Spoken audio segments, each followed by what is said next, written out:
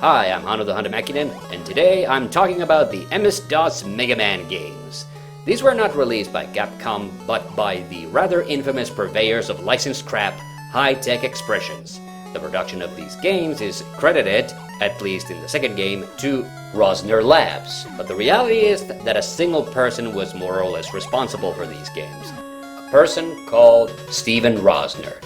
The two DOS games are called Mega Man and Mega Man 3, which is extra confusing. So, something to note on these, of course, is that they are neither ports nor do they bear too many similarities to the actual Mega Man games, besides a few recycled enemies and a few gameplay features. Now, to answer the obvious question, why is the second game called Mega Man 3? I can only think of one reason, and that is the fact that it was the most recent Mega Man game that was out at the time, which still doesn't make much sense. I'd also like to just point out that the box art for both Mega Man DOS games use parts of the American Mega Man 3 box, which, incidentally, was also reused for the first Mega Man Game Boy game. I guess because Big Man in Mega Man 3 DOS looks a lot like a bootleg Sparkman, so they thought they'd get away with it. Okay, but that's enough about the exterior factors and the history. How are these games? I mean, you already knew before clicking this video. I am not the first person to talk about these. Most people's first run-in with the first DOS Mega Man probably looks a little something like this.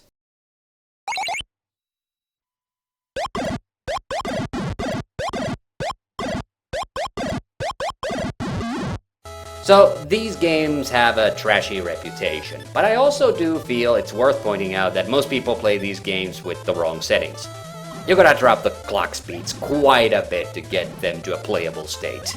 Both games have huge deviations from the real Mega Man games in having an odd number of Robot Masters, 3 for the first game and 6 for the second, which at least matches with the first NES game, for all it's worth. But there are only 5 levels in the first game, if you count this horrible intro stage, which I really wouldn't. It's interesting though, since this does actually make Mega Man DOS the first Mega Man game to have an intro stage, beating both Mega Man X and 7 to the punch. But Mega Man 3 DOS only has 7 levels. Yes, 7. The 6 Robot Master levels, then the 1 Wily stage. Honestly, this makes the first DOS game the shortest Mega Man game by some margin. And it's actually super easy. Even with the final level forcing you to go up against all the bosses in a row, they're all so easy you don't even have to bust out the master weapons once. Mega Man 3 DOS's final level is complete bullshit though. It's the hardest level by far, with tons of things which will kill you instantly. The control scheme for these games is also kinda odd.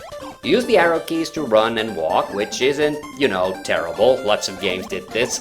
But you use space to shoot and J to jump? J? Seriously? It starts to wear on your fingers very quickly. Luckily, since this is 2025, you're using an emulator anyway, so you can just reassign the buttons to something more sensible. There are also E-tanks in the game, and in Mega Man 3, you actually do want to stock up on a few of these. In fact, Mega Man 3 does have some nice boss variety, and you have to actually use the master weapons.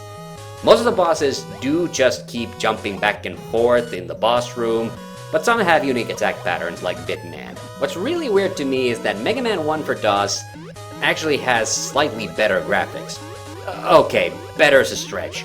I mean, it has more colors thanks to actually having an option for VGA, while Mega Man 3 can only do EGA at best. Probably because it has more levels and the VGA graphics would have taken up more memory. Speaking of the graphics, one of the things that really stands out are all the weird enemies. None of them really look very Mega Man-esque. In fact, the graphic design overall is very hit and miss. They did luckily lift a few elements from the official Mega Man manuals, and this Dr. Light face is obviously from Mega Man 2, so there is some familiarity. They even plagiarized a few of the face portraits for the new weird Robot Masters from Mega Man 3 and 2. However, all the enemies look too much like real animals and stuff. Well, except for the Cobra Ants. Everybody gangsta until the Cobra Ants show up. These games luckily do feature the Mets and Sniper Joes, though in Mega Man 1 DOS, only for the final level. In Mega Man 3, I think Steven decided to have a laugh at the player's expense and made the Mets some of the hardest enemies to kill. I mean, just look at this. In a normal Mega Man game, Mets die from one hit. Here I honestly have no idea how many hits you need. But you know, the janky graphics and awkward play control aside, this game does get surprisingly close to a real Mega Man game. Except that you swim. That's some Mega Man 8 nonsense right there.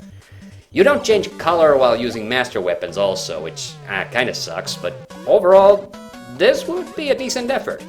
So how's the music? Well, that's the neat part. There isn't any. But there sure are sound effects. Horrible, horrible PC speaker sound effects.